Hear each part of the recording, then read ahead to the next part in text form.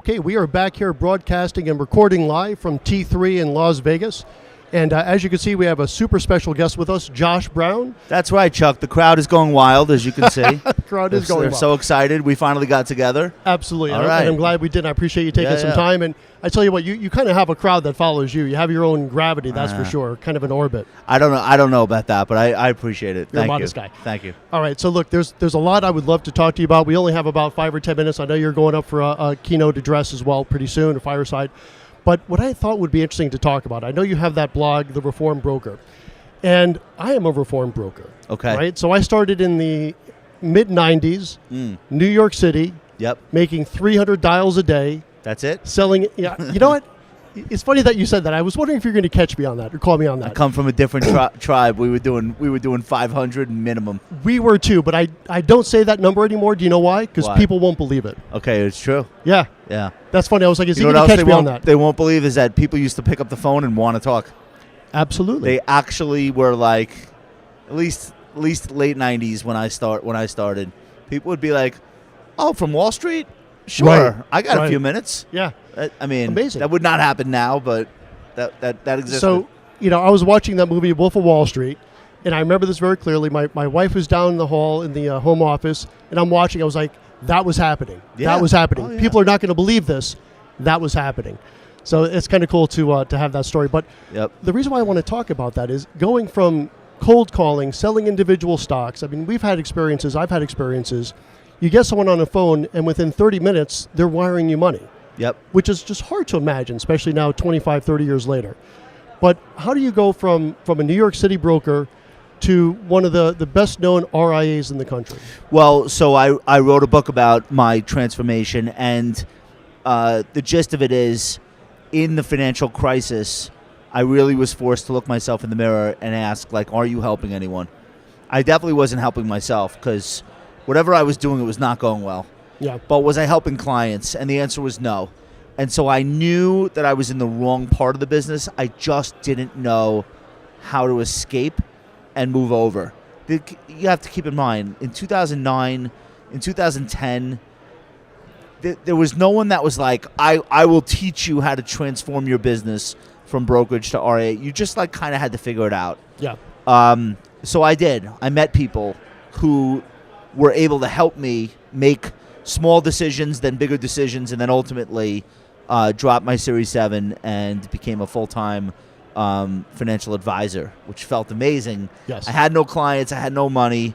I had no business, but I felt good. Yeah. And that was the first step. And I was 31, 32 at the time. That's probably the cutoff beyond which you could really do that. Like if you're 42, it's really hard.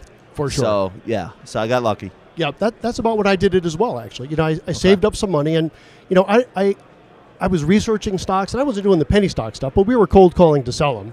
And I would research stocks and use the 13D filings, who's an insider, and, man, one stock would hit, one stock would not. One stock would hit, and that's when I made that move to fee-based financial planning, and then asset allocation is part of that. When you say I saved up some money, this is really important. Yeah. The reason why, the necessity of saving up some money, you're calling your clients and you're saying, okay, good news and I have bad news. The bad news is you're going to have to do some paperwork because I'm leaving this situation, going into a new situation. Yeah. The good news is I'm still your advisor, but you're going to pay me differently. Instead of paying me for transactions and for me to sell you products, now you're only going to pay me for advice. And any transaction we do is going to be incidental to what I think is the best advice for you. Right. It's a step back, though, for me. I'm going to make less money from this relationship, at least now, than I was, because we're not buying and selling stocks. I don't have a mutual fund company paying me a 5% A share, to put you into a fund. So explaining that to clients was really easier than I thought it would be. It's like, oh, so I still have you, Josh, but I pay you less? So you pay me differently, and it also works out to less. That's right. Okay, I'm in. Okay, so that didn't go as badly as I thought it would. But that first 1 year where it's like, okay, I transferred my clients, but now I don't have enough clients. Right. Like I'm going to starve if this is my revenue base. So I'm doing a great job for my clients. I'm building better portfolios for them. I've removed the conflicts from the advice that I'm giving. I feel great, Yeah. but I have no money coming in. Right. Okay, so that's why that's why the transition.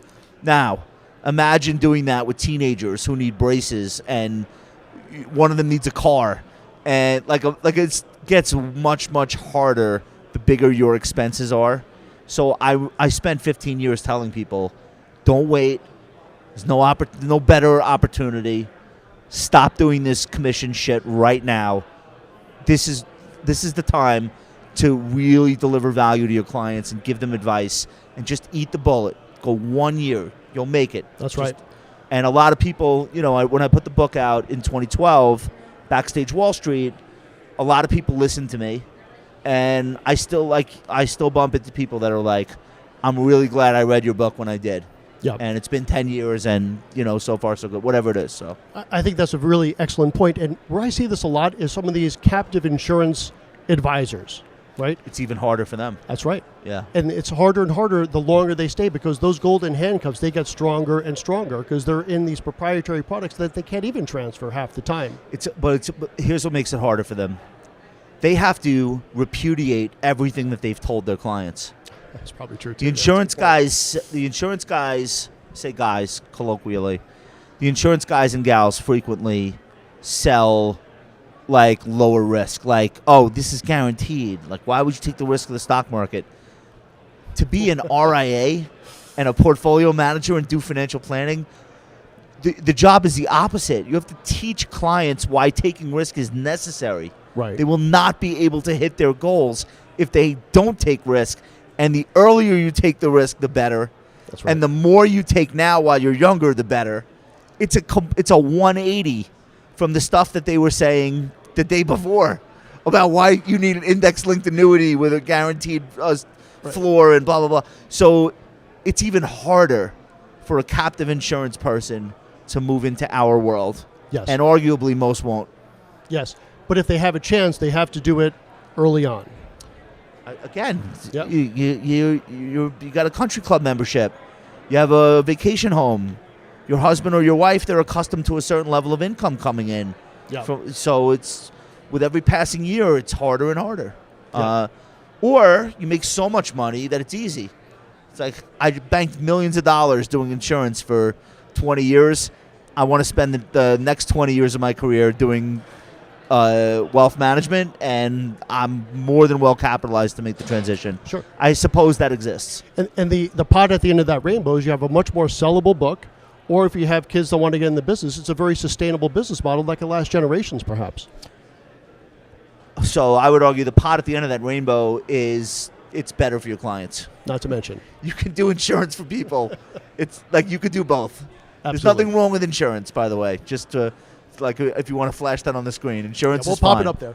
Insurance is fine. Nothing wrong with insurance, but insurance if you need it, not because they have the highest commissions out there, right? Right. And there's right and there's wrong ways to do it. So I would guess the majority of insurance professionals agree with that statement and, Yes. abide by it. Completely agree with that 100%. All right, great. I know we have you for just another minute or two. Any kind of final thoughts for the audience? On what topic? Knicks? Free for all, whatever you want to talk about. I'm sure they'd love to hear Can it. we do a little Knicks? Sure, we could do some Knicks. I can't because I don't really follow sports, but you can. All right. What should we talk about? What should we end with? You know what? Let's take on the goRIA topic. Okay. The one most piece of valuable advice you can give someone that's on the fence, should I or should I not? So this is a piece of advice somebody gave me a long time ago. These questions of like, should I learn a foreign language? Should I learn to play guitar? Should I, learn to Scooby Doo? Like all these things. The time is going to go by either way. This is so fundamental to the decisions that I make now. The time is going to go by either way, whether you do it or not. It's going to happen. You can't stop it. So if you already know that, picture yourself 5 years from now, looking back, and then ask yourself, will that person be happier or less satisfied based on whether or not you go for this thing that you're thinking about doing? So in some people's cases, it's totally changing their business. In other people's cases, simpler than that, it's like, should I hire an assistant to carve out an extra 2 hours a day for myself? It's whatever it is. The time will go by whether you do it or you don't. And you know this is one of the only things that you know for sure. So if you know for sure, you have to picture yourself in the future having made the decision yes or no.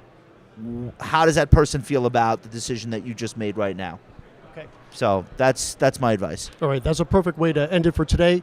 Josh Brown, thanks a lot for joining us. Thank you, Chuck. It's a pleasure. Thank you. Absolutely. And stay tuned. There's more content coming in another 25, 30 minutes. We'll be back. All right. Was that good? That was excellent. Okay.